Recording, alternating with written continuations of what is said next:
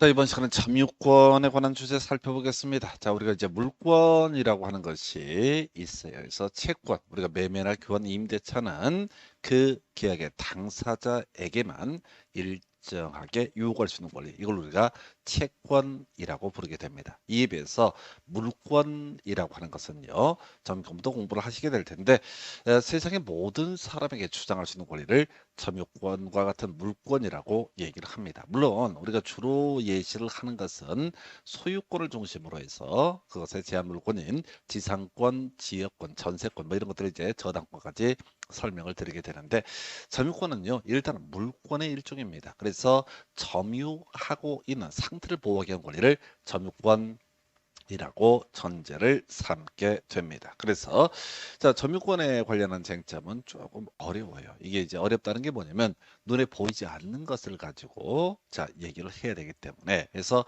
점유라고 하는 것의 정의는요, 어떤 물건을 지배하고 있는 상태를 가리켜서 점유라고 부르고, 이 어떤 물건을 지배하고 있는 상태를 보호하기 위한 물건을 소위 점유권이라고 정의를 하게 됩니다. 그래서 이 점유권은요, 정당한 권원에 의해서 성립하는 경우도 있을 테고요, 정당한 권원이 없다라고 할지라도 성립하는 경우가 있습니다. 예를 들어서 내가 빵을 하나 샀습니다. 내 손에 들고 있습니다. 예, 그럼 먹기 전이라는 얘기죠. 나는 이 빵의 소유권 외에 점유권이라는 것도 가지고 있습니다. 뭐 이건 별로 문제가 안 되는 거지. 그러니까 빵을 사서 내 주머니에 가지고 있다는 얘기는 소유권, 점유권 둘 다 가지고 있는 거야. 그런데 물건을 훔친 거야. 그래서 내 주머니에 넣어놨어. 그러면 나는 소유권은 가지고 있지 않습니다. 정당한 권원이 없기 때문에. 하지만 나에게는 점유권이라는 권리가 인정되게 됩니다. 만약에요, 이 점유권이라는 권리를 인정을 안 하잖아요. 그러면 온 동네가 정글이 됩니다. 칼부림 나게 돼 있어요. 그래서 일단은 점유권이라고 해서 자, 이 권리를 인정함으로써 이 사회가 어떤 얘기지? 자, 정글이 아니게 되는 거야. 그러면 내가 물건을 친구가 내 물건을 훔쳐갔어. 그러면은 나는 그 물건의 소유권을 가지고 있는 상태입니다. 예, 그런데 친구는 도둑놈인데 최소한 점유권은 가지고 있는 거야. 그래서 나는 그 사람이 가지고 있는 물건을 바로 뺏어 가지고요, 강제로 뺏어서 내 주머니 넣거나 이런 것은 그 사람의 점유권을 박탈하는 것이기 때문에 손해배상의 대상이 되게 됩니다. 그럼 이제 내 물건을 빤히 훔쳐서 지 주머니에 넣고 있어. 그럼 난 뭘 해야 돼? 법원에 가서 소송을 제기해야 됩니다. 소유권에겐 물권적 청권이라고 해서 반환 청권이라는 것을 행사를 해야 되지, 직접 그 물건을 뺏거나 하는 것은 허용되지 않는다라고 하는 거. 이게 점유권의 한 개념이 돼요. 자, 그런데 이제 부동산에 있어서 점유권이라고 하는 거, 자, 약간 의미가 좀 어려워지죠. 눈에 보이지 않는 거니까. 그래서 이 점유권은 주로 동산과 관련한 개념으로 해석을 해 주시고요. 그 다음에 시험용으로 갈 때는 좀 단순한 영역이 되게 됩니다. 그래서 자, 이제 점유권에 관한 쟁점, 점유부터 볼까요? 그래서 우리 민법에서 다루고 있는 점유의 추정, 유형에 관한 쟁점부터 검토합니다. 그래서 자, 점유의 추정이라고 해서 점유자는 소유의 의사로 점유하는 것으로 추정을 하게 됩니다. 그래서 나중에 소유의 의사로 하는 점유를 자주 점유라고 부르고, 내 거라고 믿고 사는 점유를 자주 점유로 부르고, 남의 거라고 믿고 사는 점유를 타주 점유라고 부르게 됩니다. 근데 민법 조문 중에서 자주 점유일 때, 타주 점유일 때 이런 조항들이 나오거든요. 그럼 이제 잘 모르겠다 싶으면 어떻다? 자주 점유로 추정을 하게 됩니다. 두 번째, 선의로 한 점유로 추정을 하게 됩니다. 자, 우리가 중간중간에 선의와 악의라는 개념을 공부를 하죠. 그래서 선의는 모르면서 하는 거. 자, 악의는 알면서 하는 것을 악의라고 부르게 됩니다. 그래서 선의로 점유한 것으로 추정한다라는 얘긴즉슨 이게 무슨 얘기냐면 정당한 권원이 없는 거야. 갑이라는 사람이 X 물건에 대해서 점유를 하고 있어. 근데 이 사람은 기본 논리 자체가 뭐야? 정당한 권원이라고 하는 것이 없다는 게 전제가 돼야지 선이냐 악이냐는 것이 문제가 됩니다. 해서 자신에게 정당한 권원이 없다는 사실을 모른 채 하는 점유를 가리켜서 뭐라고 한다? 선의의 점유라고 이렇게 부르게 됩니다. 자신에게 정당한 권한이 없다는 사실을 알면서 하는 점유를 뭐라고 한다? 악의의 점유라고 부르게 됩니다. 그래서 어떤 사람이 어떤 물건을 점유하고 있다라는 얘긴즉슨 지그라고 생각하고 하는 점유, 자주 점유로 추정이 되게 될 것이고요. 그 다음에 자 정당한 권원 없이 점유하고 있는 사람이라고 할지라도 자신에게 정당한 권원이 없다는 사실을 모른 채 하는 점유로 추정을 하게 됩니다. 그 외 평온 공연한 점유를 추정한다. 평온 공연은 큰 쟁점 안 되고요. 자, 해서 여기서 이제 이슈가 될 수 있는 게 좀 지저분하게 구성할 때 무과실의 점유를 추정한다. 그럼 틀렸어요. 법에 그런 말 없으니까. 자, 선의의 점유라고 하는 것은 자, 무과실의 점유와 과실 있는 점유 이렇게 두 개로 나누어서 볼 수가 있습니다. 해서 아무 잘못 없이 자신에게 정당한 권원이 없다는 사실을 모른 채 하는 점유를 가리켜서 무과실 선의의 점유라고 이렇게 해석을 할 수 있겠고요. 자기 잘못 때문에 자신에게 정당한 권원이 없다는 사실을 모른 채 하는 점유, 이건 과실 있는 점유, 과실 있는 선의의 점유라고 볼 수가 있습니다. 그런데 무과실의 점유가 됐든 과실이 있는 점유가 됐든 간에 이 점유라고 하는 것은 공통적으로 선의의 점유였을 때만 무과실 또는 과실 있는 점유 이렇게 볼 수가 있겠고요. 최소한 우리 민법에서는 추정한다라는 표현 앞에 과실 없는 점유를 추정한다라는 말은 존재하지 않게 됩니다. 그래서 이게 이제 용어에 관한 부분이고 계속 이게 우리가 공부하면서 이제 버거운 것 중에 하나가 말들이 지랄이야 짜증나게 돼 있어. 어찌됐든 이렇게 갑시다. 해서 어떤 사람이 점유하고 있습니다. 그러면 특별한 사정이 없음 지그라고 믿고서 하는 점유, 자주 점유, 즉 소유의 의사로 하는 점유로 추정을 하게 될 것이고요. 두 번째, 자신의 정당한 권한이 없이 점유를 하고 있는 그 사람, 자신의 정당한 권한이 없다는 사실을 모른 채 하는 점유, 선의의 점유를 추정을 하게 됩니다. 예, 그리고 나서요. 자, 하나 더 세트 잡아줄게. 전후 양시에 점유한 사실이 있을 때는 그 점유는 계속한 것으로 추정한다. 뒤에서 이제 공부하다 보면 20년 동안 소유 여사로 평온 공연하게 점유한 사람에게 등기 청구권이라는 게 발생한다. 뭐 이런 식으로 얘기를 해요. 그 얘기는 뭐냐면 20년 전에 점유했다는 사실을 입증을 해 보이고 현재 점유하고 있다는 사실을 입증해 보이게 되면 20년 내내 점유했다는 사실을 입증하지 않더라도 그 점유는 계속한 것으로 추정되게 됩니다. 해서 전후 양시 앞과 뒤 양 그 시점에 점유한 사실이 있을 때는 그 점유는 계속한 것으로 추정하게 된다. 이렇게 정리를 하게 됩니다. 그 다음에 이제 점유자가 점유물에 대해서 행사하는 권리는 적법하게 보유하는 것으로 추정한다. 이게 이제 민법 200조에서 다루고 있는 조항인데요. 바로 점유 적법 추정의 원칙이라고 얘기를 합니다. 다만 이거는 동산에 대해서만 적용을 하는 거야. 그래서 자 어떤 사람이 볼펜 하나를 들고 있다라고 하게 되면 그 볼펜 들고 있는 사람을 우리는 점유자라고 이렇게 부릅니다. 그 사람이 소유권을 가지고 있는지 없는지는 모르는 거야. 대신 그 사람은 점유자라고 이렇게 해석을 하게 될 테고 그 사람이 이걸 판다라든가 등등등은 자 뒤에 가서 자 지금 뭐죠? 적법한 권원이 없다는 사실을 상대방이 입증을 하는 건 별개의 문제로 어떻다 적법하게 보유한 것으로 추정한다. 그래서 이 추정한다라고 하는 것의 법조문의 의미는 자신이 이걸 굳이 입증을 하지 않더라도 어떻다 자주점유 추정하고요 선의 점유 추정하고요 평온 공연한 점유도 추정합니다 라는 의미로 해석하는 거예요. 그래서 이 추정이 갖는 의미는 소송 과정에서 이 사람이 타주점유다 즉 소유의 의사의 점유가 아니다 또는 악의의 점유다 자신에게 권원이 없다는 사실을 알면서 점유한 것이다 뭐 이런 것을 주장하는 사람이 입증할 책임이 있게 되는 것. 자 우리가 소송 과정에서는 입증 책임이 대단히 중요한 쟁점입니다. 그랬을 때 지금 우리 형사사건 이런 거 있잖아요. 요 근래 이제 한강변에서 뭐 젊은 친구가 사망해서 시신으로 떠오르고 뭐 그제 친구가 있고 해서 제가 심심해서 이제 가끔 기사 보는데 뭐 난리들입니다. 난리들이야. 그 본 사람이 없는데 지금까지는 하여튼 사람들이 많은 상상을 가지고 뭐라고 한마디씩 하게 됩니다.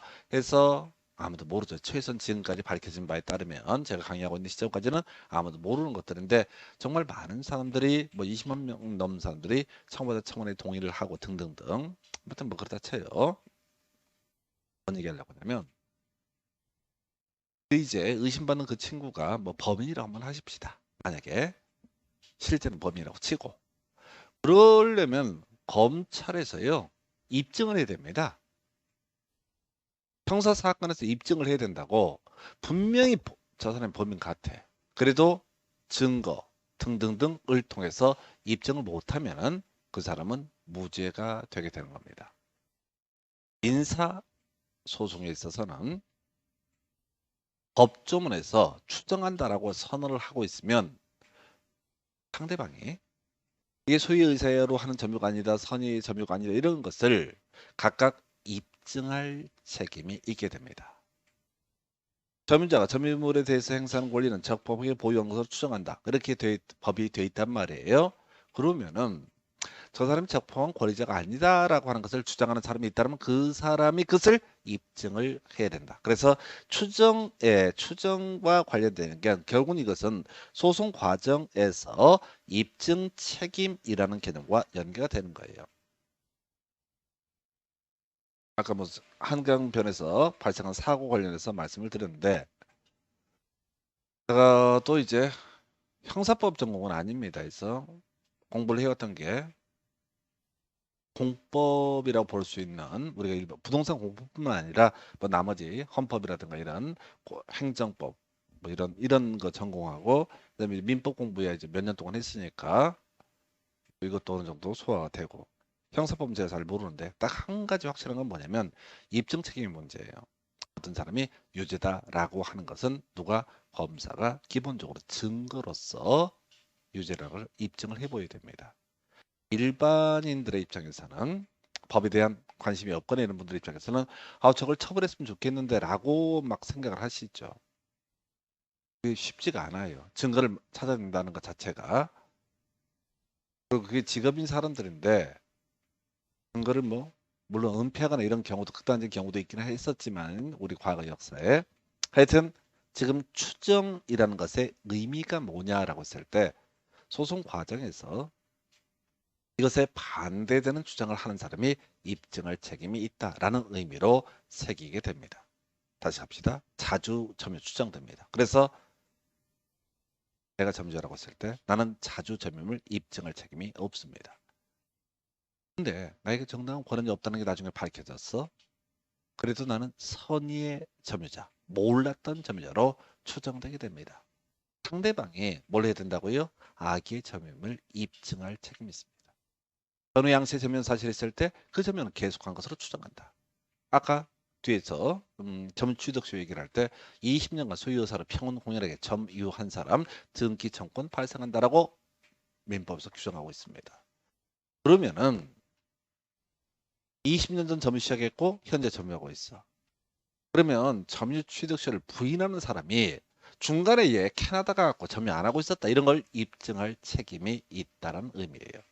그래서 추정이라고 하는 게 여러분들이 뭐 읽어보면 소유의사로 하는 점유로 추정한다, 선의의 점유로 추정한다, 무과실의 점유로 추정되지 않는다, 뭐 이렇게 이제 가긴 가는데 추정의 의미를 새기셔야 됩니다. 하여튼 점유 추정. 여기서 파생되는 주제 자주 점유와 타주 점유, 선의의 점유와 악의의 점유 이런 것에 대한 용어의 정의들을 체크해 보겠습니다. 점유 유형 자주 점유와 타주 점유. 내 거라고 믿고 사는 점유를 자주 점유. 남의 거라고 믿고 사는 점유를 타주 점유. 갑소유의 X 부동산에 대해서 을과 임대차 계약이 체결됐습니다. 을이라는 사람이 임차인이 되게 됩니다. 뒤에서 공부했지만 이때 을은 이 부동산을 실제 운영을 한다고 했을 때 직접 점유자라고 이렇게 부르게 됩니다. 갑은요 간접 점유자라고 부르게 됩니다. 직접 점유자가 점유하게 허락을 한 사람을 가리켜서 간접 점유자라고 부릅니다. 그래서 갑도 점유자고 을도 점유자. 뒤에서 계속 논의하겠지만 을이 병이라는 사람과 전대차 계약을 체결합니다. 그래서 병이 전차인이 되게 되면, 그래서 이 사람이 이 물건을 점유하고 있으면 이 사람을 직접 점유자라고 부르게 될 테고, 결국은 을이라는 사람이 병으로 하여금 점유権허락을 했거든요. 이 사람은 뭐가 된다? 간접 점유자가 되게 됩니다. 한편 어떤 점유라고 하는 것이 소유의 의사로는 점유냐, 내 거로 믿고 사는 점유냐, 아니면 남의 거로 믿고 사는 점유냐에 따라서, 만약에 자 병은 빼버리고요, 갑과 을 사이 임대차 계약이 체결했으면 갑의 간접 점유는 자주 점유가 되게 됩니다. 내 거로 믿고 사는 점유. 이에 비해서 임차인 을의 점유라고 하는, 임차인 정신병자가 아닌 바야 지금 이 문제 부동산이 자기 거로 믿지는 않겠지. 이걸 우리가 타주 점유라 부릅니다. 근데 앞에서 자주 점유를 추정한다고 그랬잖아요. 이게 뭐냐면은 사실관계가 불분명했을 때는 어떻다? 자주 점유로 추정을 하게 되는 것이고요.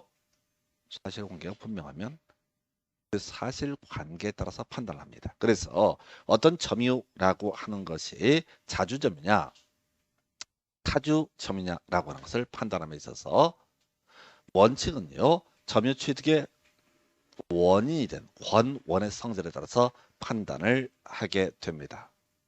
그래서 어떤 사람이 매수를 해서 점유한다. 그러면 매수인은 자주 점유가 되게 됩니다. 근데 이 그림처럼 임대차 계약을 체결을 통해서 점유를 시작했다. 그러면 이건 타주 점유의 문제로 해석을 하게 됩니다. 그런데 이게 너무 오래돼 가지고 20년 전부터 이 사람이 갑소 X 부동산에서 을이 한 20년간 점유를 한 거야.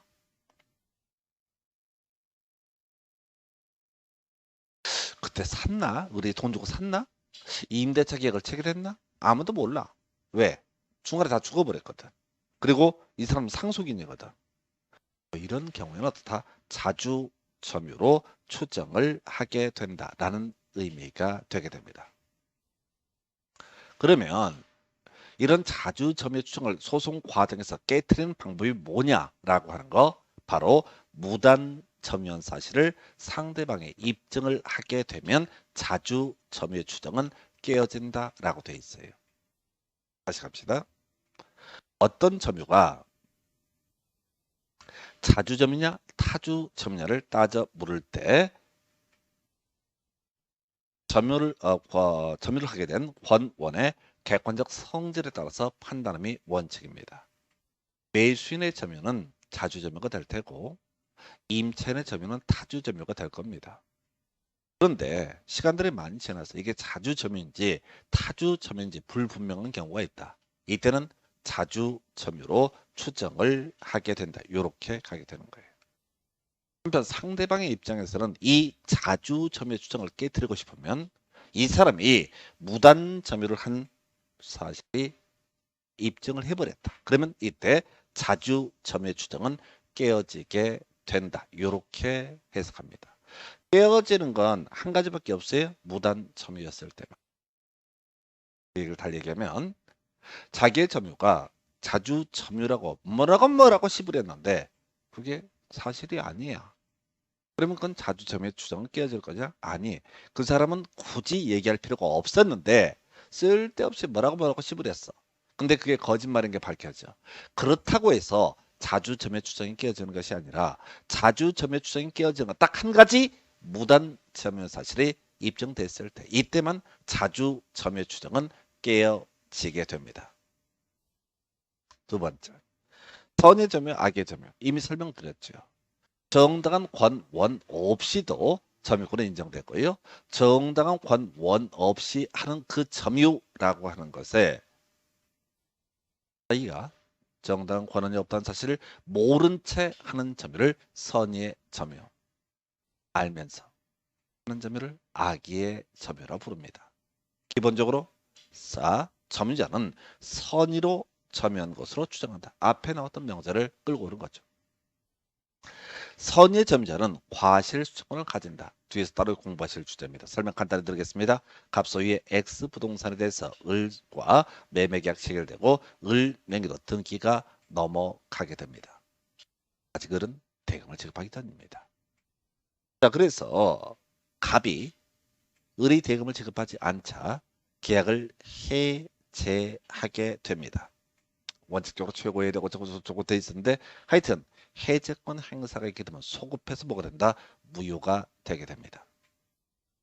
자, 예를 들어서 1월 1일 날 계약하고 등기가 1월 1일 날 넘어갔습니다.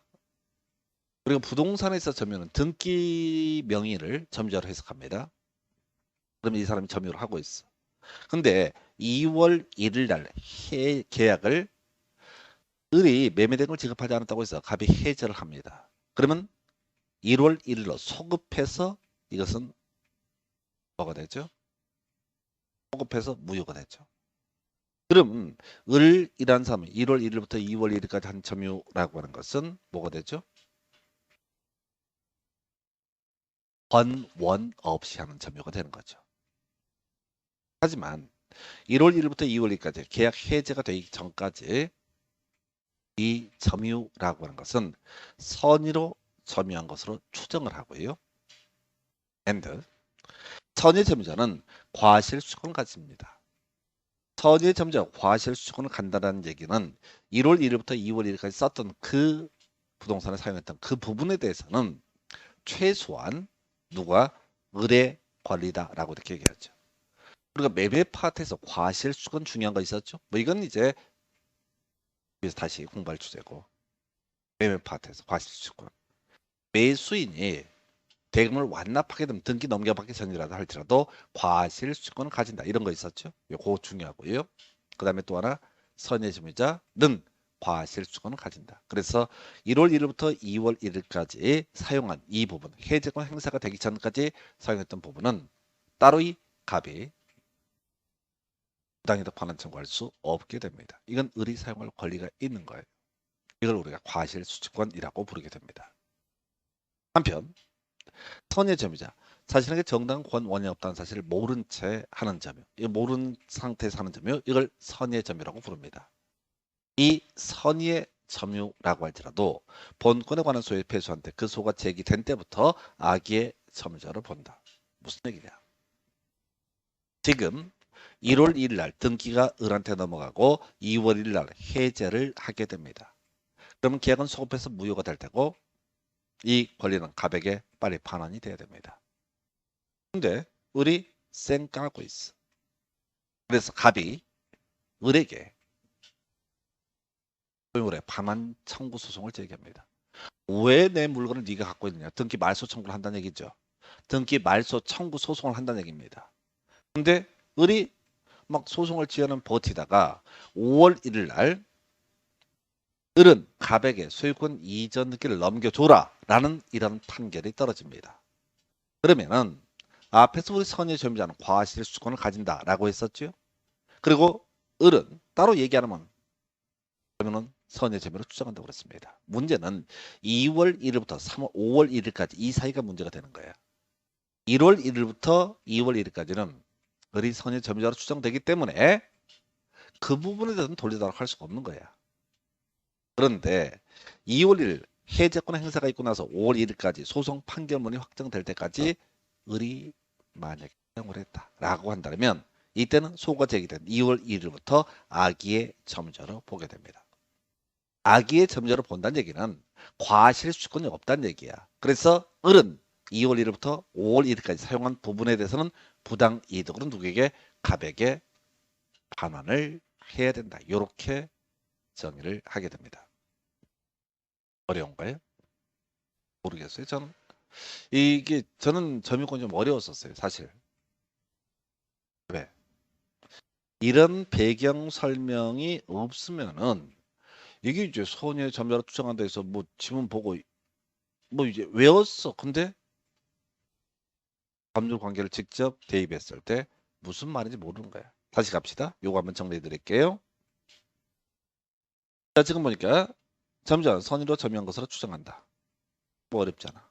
자, 갑에서 을로 소유권 이전 등기 넘어갑니다. 1월 1일 날. 그리고 갑이 2월 1일 날 해제권을 행사합니다. 해제권 행사합니다. 그리고 갑이 을을 상대로 소송을 제기한 게 2월 1일, 확정 판결이 있는 것이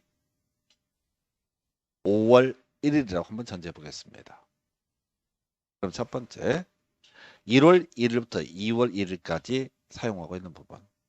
을의 점유는 선의 점유로 추정하고 선의 점유자는 과실 수권을 갖기 때문에 갑은 최소한 이 기간 중에 있었던 사용한 부분에서 부당이득 반환 청구할 수 없습니다.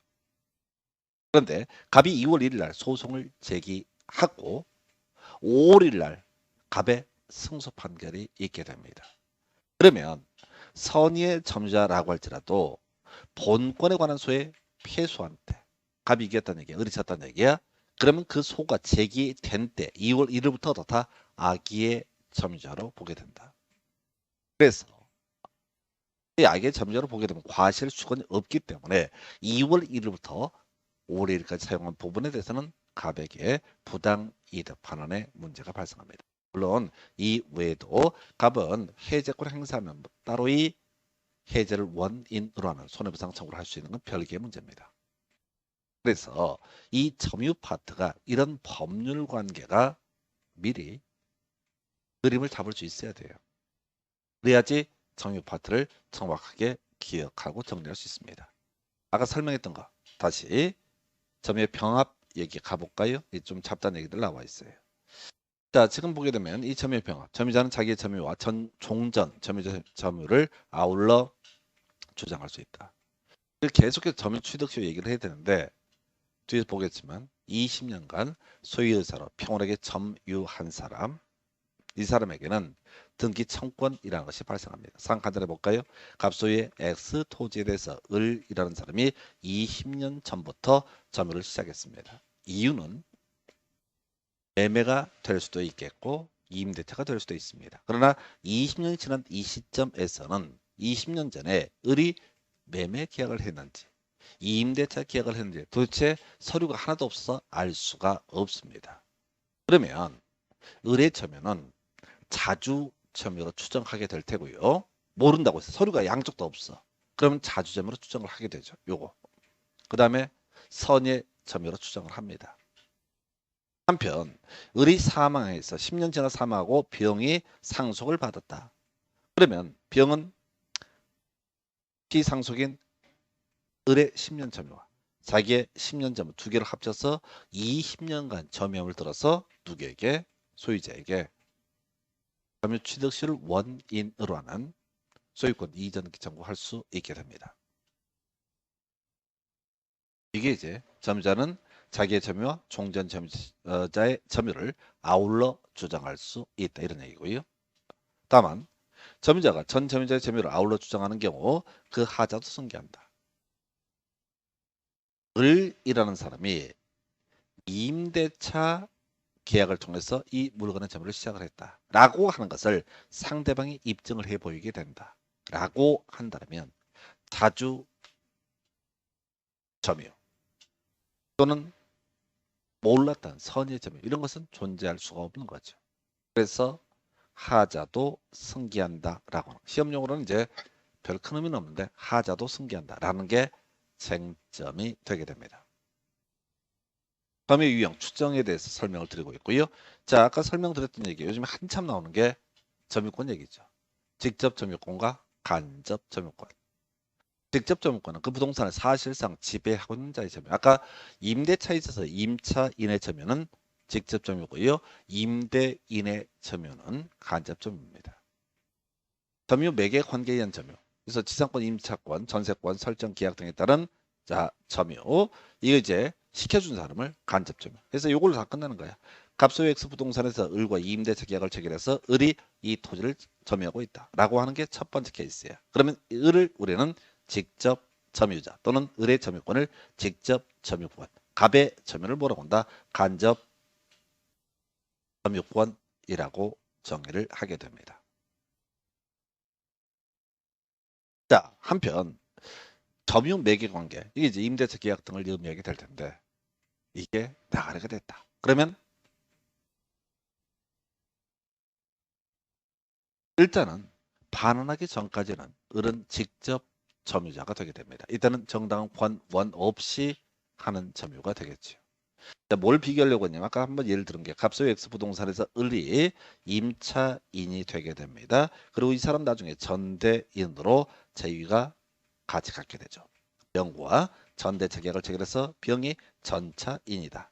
그러면 첫 번째 병의 점유라고는 뭐가 됩니까? 이때는 직접 점유권이라는 것이 되게 됩니다. 현재 지배하고 있으니까. 근데 병한테 누가 점유를 허락했습니까? 을이죠. 그럼 이 사람은 뭐가 된다? 간접 점유자가 되게 된다. 그리고 갑은 을한테 점유를 허락했었죠. 결국 이런 사단이 나게 된 원인에 갑이 먼저 허락했어요. 이 사람은 뭐라고 한다? 간접 점유자라고 이렇게 부릅니다. 그래서 첫 번째 케이스와 두 번째 케이스를 비교하게 되면 을의 경우 단순하게 을이 임차인의 지위만 있게 되면 직접 점유자가 될 테겠지만 을이 전대차 계약을 통해서 병이라는 사람에게 점유를 허락했으면 을도 간접 점유자가 되게 됩니다. 그래서 요게 이제 요 근래 한참 직접 점유, 간접 점유 얘기가 출제 쟁점이 되고 있습니다. 점유권 물건입니다. 그래서요, 점유권을 가지고 있는 사람은 자신의 점유권이 침해를 받게 되면 그 점유권을 지켜낼 수 있는 권리, 소위 점유권의 기한, 물권적 청권이라는 것을 행사할 수 있습니다. 경우수 세 가지, 반환 청구, 방해 배제, 방해 예방 청구 등으로 나누어서 볼 수 있습니다. 먼저 반환 청구. 점유를 침탈당한 점유자는 점유를 침탈한 자에 대해서 1년 내, 침탈된 날부터 1년 내 반환 청구권 행사할 수 있다. 중간에 자세히 보지 말고 점유자가 자기의 점유를 침탈, 뺏겼을 때 이 뺏은 놈한테 반환 청구권 행사할 수 있다 라고 되어 있습니다. 중간에 점유를 침탈한 자의 포괄 승계, 점유를 침탈한 자의 악의 특별 승계 이런 거 하려고 하지 마. 어차피 이런 거 나오면 다 나가래 돼. 다시 점유를 침탈당한 점유자, 점유를 침탈한 자에 대해서 반환 청구권 행사할 수 있다. 어렵다. 갑소 X 물건을 을이라는 사람이 절도, 훔쳤습니다. 현재 을이 X 물건을 지배하고 있습니다. 이때 소유자는 누굽니까? 갑입니다. 점유자는 누굽니까? 을입니다. 우리 일반적인 용어는 도둑놈이죠. 어찌됐든 도둑놈이 물건을 지배하고 있으니까 을을 우리는 점유자라고 부릅니다. 갑하고 을이 친구야. 그래서 갑이 을의 집에 갔다 내 물건 여기 있네? 이 도둑놈 새끼가 있나? 라고 뒷담을 하면서 싸울 까다가 그냥 조용히 들고 자기 집으로 가져갑니다. 자, 을의 입장에서 생각해 보겠습니다. 을은 현재 점유를 침탈당했습니다. 도둑놈이든 뭐든 간에 이 사람 점유권 가지고 있었거든. 점유를 침탈당했어요. 을은 갑을 상대로 자기 점유를 침탈했으니까 바로 침탈된 날로부터 1년 내에 점유물 반환 청구 소송을 제기할 수 있습니다. 그러면 법원의 판사는 뭐라고 얘기해요? 야, 갑, 을의 물권인 점유권을 침탈했으니까 넌 물건 돌려줘 라고 이렇게 판결을 내리게 될 겁니다. 다시 정당한 원의 존부와 무관하게 점유하고 있는 상태를 보호하기 위한 권리가 점유권의 권리예요. 이게 마음에 안 들어요? 예, 대한민국을 뜨십시오. 아까 사연 얘기했어. 왜 이런 법조문을 만들었는지. 자기 마음에 안 들면 어쩔 수 없지. 이 법칙을 떠야지.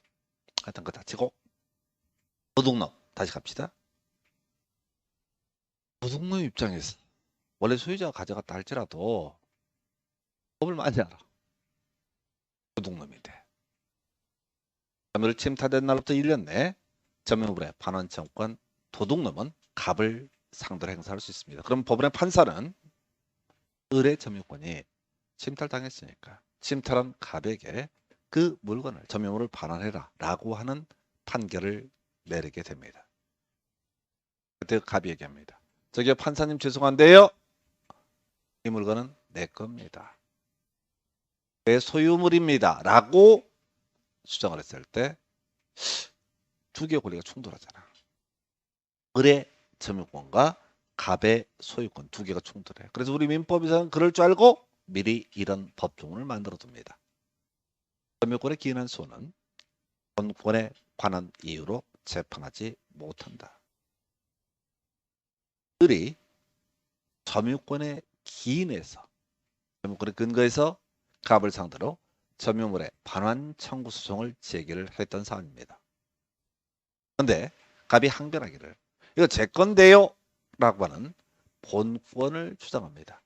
우리 본권은요 소유권이라든가 지상권, 지역권, 전세권, 저당권처럼 정당한 권원에 의해서 성립하는 권리를 본권이라 부릅니다. 뒤에 공부할 주제인데 물권이라고 하는 것은 점유권과 본권으로 대별을 해볼 수 있어요. 본권이라는 것은 소유권, 지상권, 지역권, 전세권, 뭐 나중에 저당권, 유치권까지 갈 수 있는데 나름의 정당한 권원에 의해서 성립하는 권리를 본권이라 부르고 자 정당한 권원이 없다 할지라도 도둑놈 케이스처럼 현재 지배하고 있는 상태를 보호하는 권리를 점유권이라 부릅니다. 점유권에 대응하는 개념을 나머지를 본권이라 불러요. 그렇다 치고 자 중요한 시험 문제 쟁점 점유권에 기인한 소에서 법원의 판사는 본권에 관한 이유로 재판하지 못한다. 자, 갑소 X 물건을 을이란 사람이 절도범이야. 절도범 X 물건을 자, 이 사람이 절도를 했어. 그리고 갑이 이 점유를 침탈해 갔어. 그래서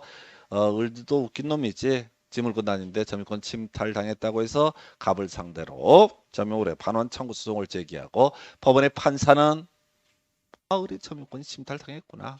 그래서 점유를 침탈한 자 누구? 갑! 너는 뭘 해라? 점유물 을에게 반환해라 라고 이렇게 판결을 내릴 겁니다. 그때 갑이라는 사람이 손들고 제가 소유자입니다 라고 지랄을 하더라도 우리 법에서는 점유권에 기인한 소는 본권에 관한 이유로 재판하지 못한다라고 선언을 하고 있기 때문에 갑은 소유권을 들어서 을에게 반환을 거부할 수 없습니다. 그럼 갑은 어떻게 됐냐? 애초에 점유물을 침탈했을 때 뭐 경찰 가고 이런 얘기 하지 마세요. 그건 형사사건이니까 갑은 을이 자신의 물건을 훔쳐갔잖아요. 그럼 뭐야? 갑의 소유권을 침해한 것이고 또 하나 점유권도 침해를 한 겁니다. 그래서 갑은 을의 집구석에 X 물건이 있다는 걸 발견하게 되면 소장을 작성해야 됩니다. 을을 상대로 소유물의 반환 청구 소송, 점유물의 반환 청구 소송을 제기를 해야 됩니다. 그러면 법원의 판사가 을한테 X 물건을 갑에게 넘겨라 라고 하는 승소 판결을 해주겠죠. 그때 받을 수 있는 겁니다. 그냥 들고 와서 본권 가지고 있다라고 주장을 하는 것. 이것은 허용되지 않습니다. 자, 이게 이제 제일 핵심 이슈예요. 나머지 점유권에 기한 물권적 청구권이라고 해서 점유권은 물권이다. 그러면 침해를 받았을 때 소송 등을 통해서 자신의 권리를 행사할 수 있어야 되죠. 그 중에 하나가 방해 배제 또는 방해 제거 청구입니다. 다시 침탈당하면은 어떻다? 반환 청구권 행사할 수 있습니다. 그러면은 자 점유의 침탈 외의 방법으로 점유권 행사에 방해를 받은 점유자 1년 내 방해제거 및 손해배상을 청구할 수 있다. 굳이 어떤 예가 좋을까? 내가 부동산을 가지고 있는데 내가 지배하고 있어. 근데 어떤 미친놈이 이쪽에다가 철종을 딱 쳐서 내 땅을 못 들어가게 막아. 지도 이용을 안 해. 그럼 이거 침탈까지는 아니잖아. 그래서 침탈이 아니기 때문에 이때는 어떻게 가야 된다? 바로 방해 제거 및 손해배상을 청구할 수 있다. 이렇게 가게 됩니다. 그다음 방해 예방 청구라고 해서 점유자가 점유의 방해를 받을 염려가 있을 때 방해 예방 또는 손해배상의 담보를 청구할 수 있어서 큰 이슈가 되지 않습니다. 자, 오늘 여기까지 해서 점유권에 관한 내용 일부를 보시고 나머지 시간에 나머지 내용 이어서 진행을 하겠습니다. 자, 여기까지 하겠습니다. 수고했습니다.